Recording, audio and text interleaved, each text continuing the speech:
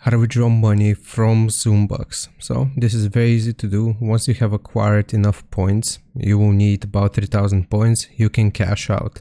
Now before you can cash out, you will need to click on the three lines here in the top right corner and go into settings. Now we need to go into wallets and just connect your PayPal account. You will click on connect account.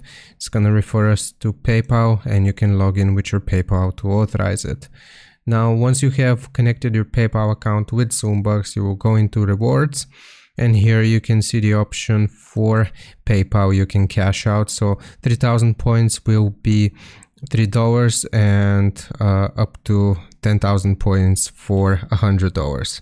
So if you click on this option here for PayPal, if you have successfully connected your account in the previous step that I showed you, you can cash out depending on however much or however points you may have.